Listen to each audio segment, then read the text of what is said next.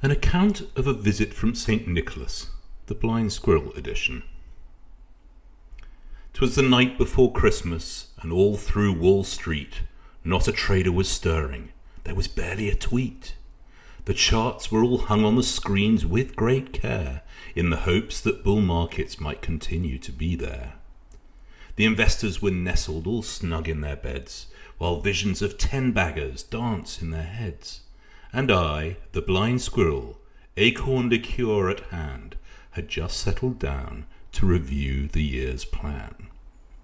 When out in the dark there arose such a clatter, I scurried from my dray to check out the matter. Then to Coifin and Infinity I flew like a flash, firing up those great apps to check for a crash. The glow of the screens on my cottage wall gave a lustre of mystery to tickers so small. When what to my incredulous eyes did appear but visions of a lightning, but transient, TLT rally to start off the year. With a short-term technical driver, likely lively and quick, a warm gesture to the acolytes of St. Bart's that could only come from St. Nick. More rapid than eagles, his favoured reindeer then came, and he whistled and shouted and called them all by name. Now Europe, now China, now LATAM and gold, on space, on defence, on fwonk, on spy straddle, bold, to the top of the charts, to the height of the call, now profit, now profit, now profit for all.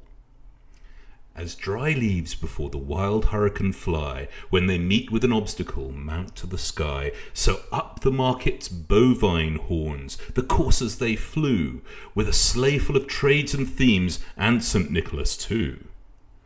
While still contemplating debt ceilings, I heard on the roof the prancing and pawing of each little hoof. As I drew in my head and was turning around, down the chimney St. Nicholas came, with a bound. He chuckled and said, with a knowing grin, "Like Congress on continuing resolutions, I always win. This kayfabe nonsense and posture, they already know the end. The bill gets passed by a whisker, back to extend and pretend." He was dressed all in fur from his head to his foot, and his clothes were all covered with market soot. A bundle of predictions o'erflowing from his sack, more like truck than Uncle Warren. He opened a chart pack. The stub of a crayon he held in his jaw, yet could still boom out in a voice that would awe, like a SIBO pit trader in the heat of the fray, bellowing orders just like in the Merc's heyday. His gestures were wild, his eyes sharp and keen, reminiscent of a futures pit, alas now a lost scene. He had a round belly that shook with each call, as if buy, sell, yours, still echoed the hall. He spoke not a word, but went straight to his work. He filled the portfolios, then turned with a jerk, and tapping his finger aside his red nose, giving me a nod, up the chimney he rose. But before he left, he shared squirrel bias and wisdom anew on Europe's potential, and PGM's too. "Don't count out ye old continent," he said with a grin. "When pessimism's high, that's the time to jump in." Then he spoke of car metals, a curious case. With EVs slowing their breakneck penetration pace, PGMs might shine brighter than lithium mines as the world of new auto subtly realigns. St. Nick paused, and then with a twinkle in the eye says, "Your energy stocks have struggled, but do not say goodbye. American refineries and 7G drill ships will hold their ground, their value enduring as replacements won't be built or found. Though this year has been tough, please don't sell the low, for these stalwarts of energy have much more to show. In the depths of the market, opportunities surely near, as demand rebounds, margins and day rates shift gear." Then he warned of a shift in the accounting game, where GAAP might at last regain its lost fame.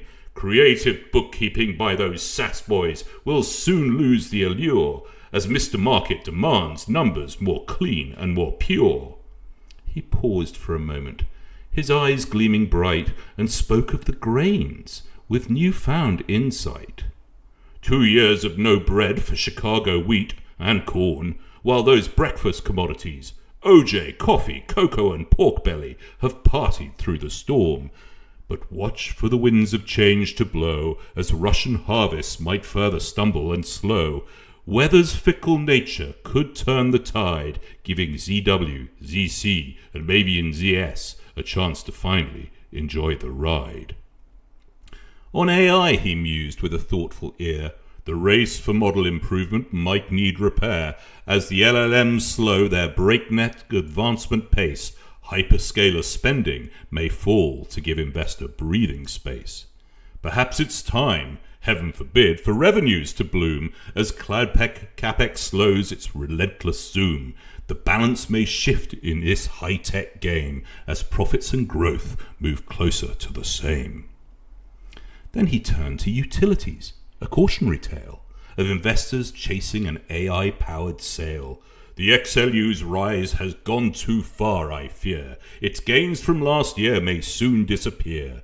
The AI narrative, though bright and new, has pushed these stocks way beyond what should be due.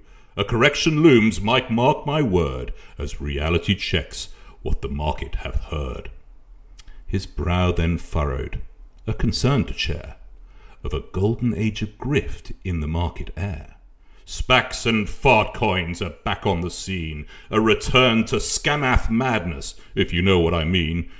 Volatility and craziness, they're here to stay, as the sailors and dreamers all have their say.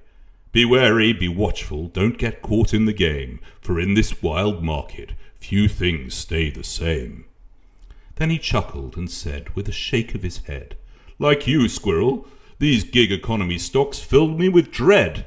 DoorDash and Instacart, they deliver no gain. Their business models frankly drive me insane. I deliver gifts for free, with joy and with cheer, but these companies surely won't profit year after year. The blind squirrel knows, as do I, it's quite clear. In the just delivery game, true profits struggle to appear. With that he sprang back to his sleigh. To his team he gave a whistle, and away they all flew like the down of a thistle. But I heard him explain, ere he drove out of sight, happy investing to all, and to all a good night.